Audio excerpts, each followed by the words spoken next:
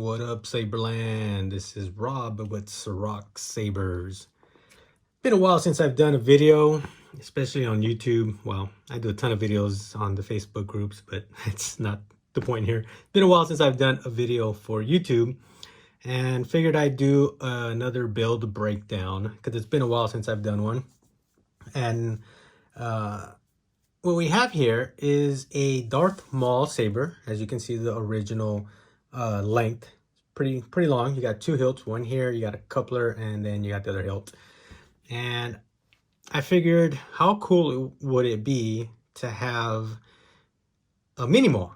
So instead of two hilts, you just have the one with the dual blades, right? So that's what I did. And this is not the first one I built. I did one previously, but I kind of threw in some new ideas, made some new stuff, changed it up a little bit, made it my own, and this is what we came up with. So let me give you the video breakdown. So this originally looked like this. All right, this is what it looked like right here. And as you can see, I machined this little rib area to a single instead of having these like four or five ribs that are right here. And I made it a single.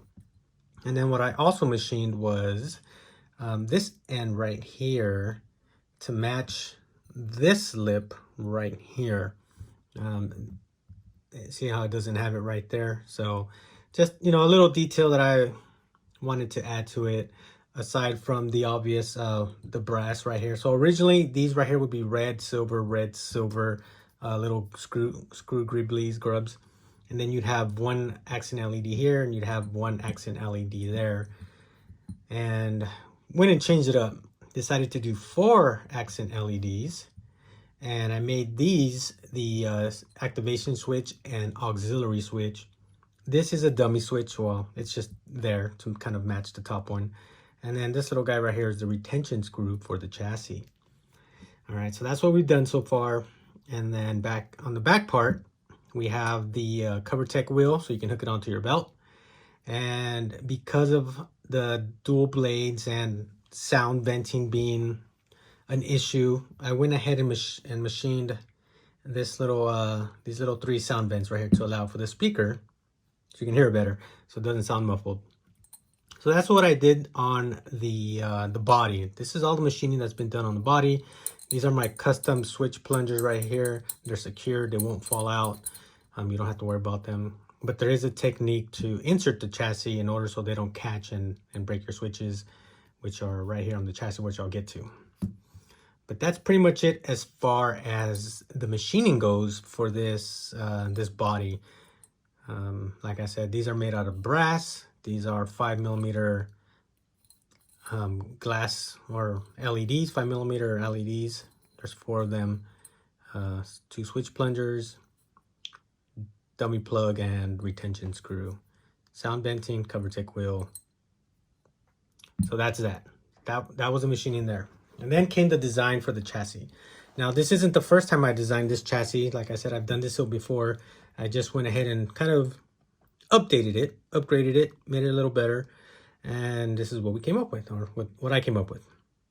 So we have here my Ciroc Sabers logo in Arabic. We have the 4 pixel LEDs that will line up right there. And then we have the power on and auxiliary switch right there. We're running a CFX board, 18650 lithium battery, and this is the Smuggler's Outpost 24mm speaker. Best speakers on the market. Can't go wrong with these. They sound amazing, and you will hear it despite it being not traditionally, you know, for coming out the pommel, but coming out the side. And then we have the custom Saber Shop pixel pins on both sides for both blades. There are other options as far as like stock, and I think Carl Chen sells them as well. But I prefer personally having the LEDs and the blade plug. I just like the way they light up in here. So what I do is I use Space Windows. He sells these pixel PCBs that you just kind of create your little chassis for them, pop them in, and they are bright as shit. They are nice, and they're super easy to install. So I like using these. I've bought a bunch of them and they work really great. So until I run out of those, or until he stops making them, then I'll switch options. But for now, that's what I use. That's what I'm happy with, and that's what works for me. All right. So this is running the CFX with the new firmware, the 7.F, I think it is, or 7F. I think that's the new firmware on there. And it has twist on.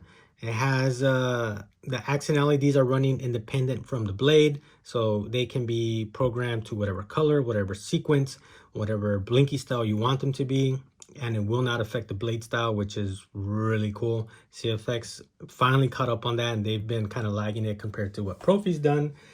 And finally we have it. I'm a big CFX guy. It's just what I've been always used. There's other great boards, like obviously Profi's great. There's Golden Harvest, there's Verso, tons of good quality soundboards out there that you can choose from.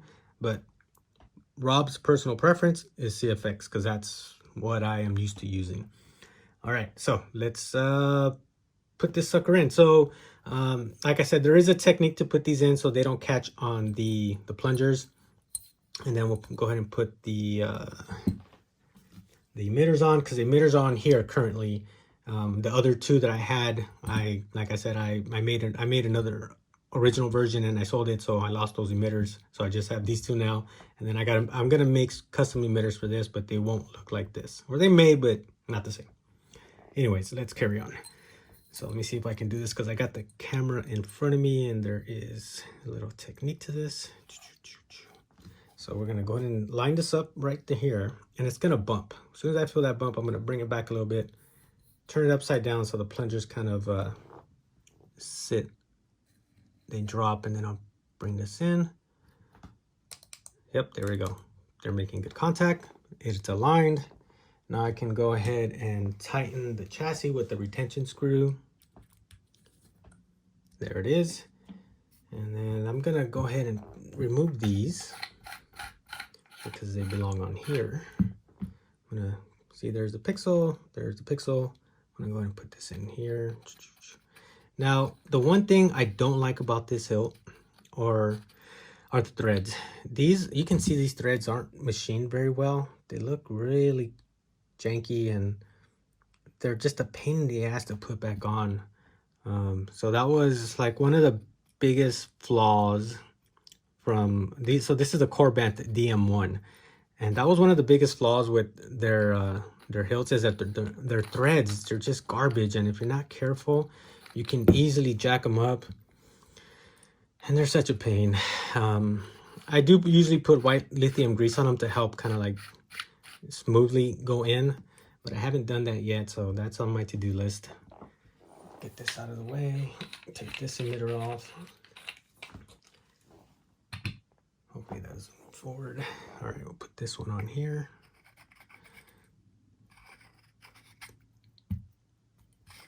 See what I mean? Oh, these threads, there we go. Okay, got it. All right, I'm gonna pop in these little plugs so you kind of see what they look like. Oh, wrong side. So goes on here. The retention screw's catching. Yeah, I think the retention screw's catching. Let me take that out.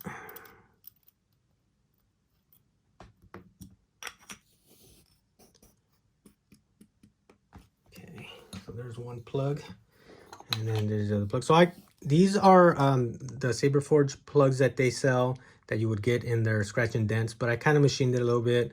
I machined a little vent right there as well. All right, so there we go.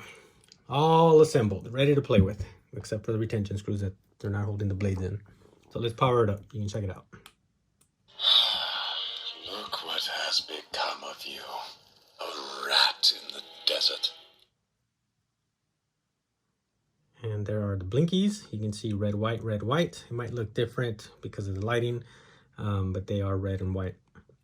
And you can program these to whatever sequence you want them to blink. However, this is how I like them to blink. And then you can also make them change colors. So this can go from red to white and white to red. And I do have that programmed in here, and I'll see if I can show you how that works. So I'm going to turn it on. Perhaps my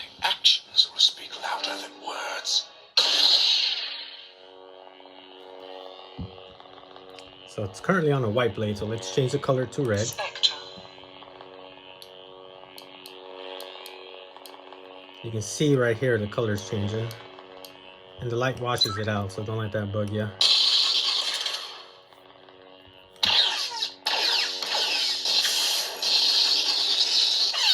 It has smooth swing. Very responsive. Alright, so let's go. You saw the blade colors. I'm going to show you how these can change colors as well. Spectrum. Blade profiles. So there's red green, red blue. This is a fade color, so it goes from red to white, white to red, back and forth. And then here's the red, white, red, white, red, white, white, red, etc., etc. And then this is a blue, white, blue, white. So I'm gonna take credit for this blue, white, blue, white. The other ones actually were done by Tristian Kam over at crystalfocus.net. Color profiles. Turn that off. Blade profiles. And it has twist on, twist off, so you can twist it off. And then twist on. Perhaps my actions will speak louder than words. And twist off.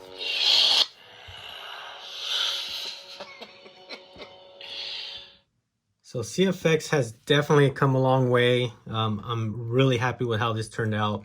And like I mentioned, Tristian Kam over at crystalfocus.net, he did the programming for the accent sequence.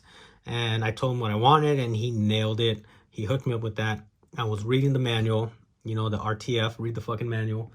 And I was looking for it and I would find answers to it, but they were just scattered on different pages. And that's one of my biggest gripes about the CFX manual, which I really haven't mentioned, but I'm going to mention here, is that stuff is kind of all over the place. So you have to go from one page all the way to another page to find different answers and how things work, you know. So hopefully maybe they might put everything kind of in a sequence, in an order of how things are supposed to work in order for them to all play nicely together, because I had no idea that I had to make a BMP file in order to be able to create these sequences where they blink different colors and their pattern. And Tristian told me about that. So when he told me I had to do that, I went on YouTube and learned how to do it. And then I was able to make that blue-white one. He did the other ones for me. And huge shout out to him. So if you guys have any questions regarding how to do this, you can hit him up, or you can ask him, hey, can you make a certain sequence for me? And he can do it. His, you know, time is money. So I don't think he'll do it for free, but he will do it for a reasonable price. So just hit him up if you're having issues or trying to find ways to do things. He's a great guy. He'll answer your questions and help you out on that. So that's pretty much it. The mini Maul, here it is right here. See how my hand is about a large size. It pretty much covered almost the entire hilt. So I'm really happy with this and how it came out.